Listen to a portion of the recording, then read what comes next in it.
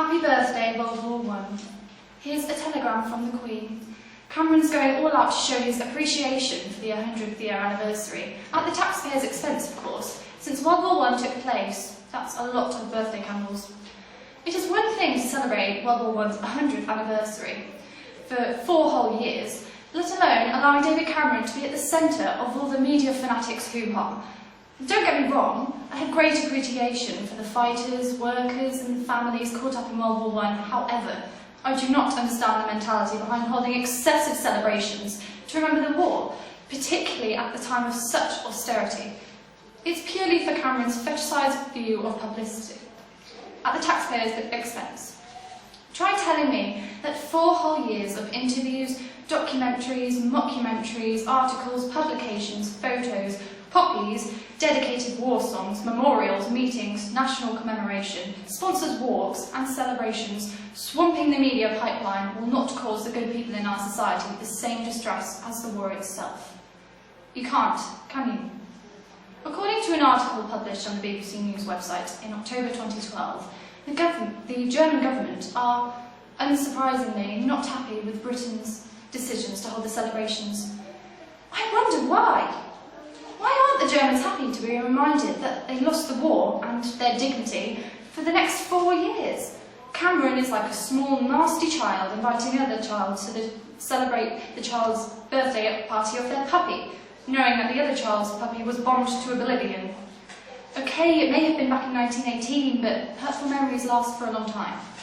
It has been revealed that the country is going to spend $50 million on a programme of events that will be happening in 2014. Cameron is determined to recreate wartime experiences in a postmodern world by forcing students attending state schools to travel to battlefields and relive wartime experiences. The country is in £1.5 trillion in debt, and our government want to waste another $50 million on school trips to fields. Nice one. But the worst part of this is they are going to take away Christmas. Yes, Christmas! The only pleasure that the winter months bring us. The ray of sunshine in all the ghastly weather. The one event where an ageing, bearded man who's consumed too much sherry is allowed into our children's bedrooms for one night. And now Cameron wants us to play football to remember the truce in 1914 in the Western Front. Why doesn't he just go a step further? There are loads of opportunities to make people really appreciate the pain of the war. Why don't we all dig trenches in our gardens? Or we could bomb our neighbours. Yes, that would really remind us of the suffering. He could force us to eat ration portions of bread for Christmas dinner, topped off with the wartime songs and a bottle of brandy from a hip mask. I'm sure all the kids would love that. I have the feeling I'm not the only person who isn't completely overjoyed at the thought of these plans. I can't help thinking that a tasteful 2-minute silence is enough to be reminded of the people that died at war. And I genuinely don't know why World War I is receiving all this attention. There are hundreds of other historic events happening. For example, on the 1st of January 2013, it will be exactly 100 years since the post office started to deliver their first parcel deliveries. I'd say that's pretty awesome. Does it get a big party? Does it get thousands of children visiting post offices on school trips all over the land? Does it get 4 years of media attention? No. On a more serious note, there are other events which are not having their 100-year anniversary celebrated.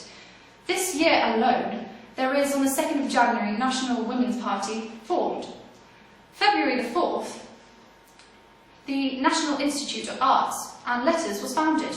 On March the 4th, Woodrow Wilson was elected as the 28th Prime Minister of the US. June the 4th, Emily Davison, a British suffragette, steps in front of King George's horse. On August the 13th, stainless steel is invented. And on August the 16th, the University of Japan has its first female students. And most importantly, on December the 16th, Charlie Chaplin began his film career. Why is it that these historical events get ignored? The answer is, it's not fair. The government are not celebrating them because nationally they feel they won't get any public appreciation. They think people don't care about them. The government only care about receiving political benefit. Everyone already knows about World War I, and everyone already appreciates the effect it had on people, therefore giving the government a cheap reason to celebrate it. It's just so nice to have selfishness in our government. Someone has to stop the Conservative Party before an actual party picks off. For one thing, I have never been a fan of birthday cake. I feel it holds an essence of disappointment, as the usually quite sweet and spongy texture gets ruined by a prolonged expectation of something so undoubtedly and ridiculously magnificent that it deserves all the lights to be banished and for everyone to start singing like an unnourished gospel choir. The candles mean that the cake is topped with an extra delightful layer of wax. By the time anyone gets a slice, it's usually the size of a squashed walnut, hiding in a damp napkin with only one lonely, soggy piece of ice on top, usually a letter that previously formed the words "Happy Birthday," and it's most probably a rubbish letter like a P. We need to blow out the birthday candles so Cameron doesn't have time to make another wish. Of course, I'm not seriously suggesting that Cameron is throwing a little party in the war's honour. I'm more concerned about the sheer amount of media attention that the anniversary will receive over the 4 years, and pray to the heavens it won't affect all the other news that will deserve just as much attention. We don't want to be distracted by the stories of World War I, that we ignore signs of a World War III. Now that would be tragic. The facts are, it's been 100 years since World War I took place, and Germany is now our ally to our country. The EU relies on Germany's prosperity to bail us out of economic crisis. Let's not spoil the harmony by bringing up our conflict.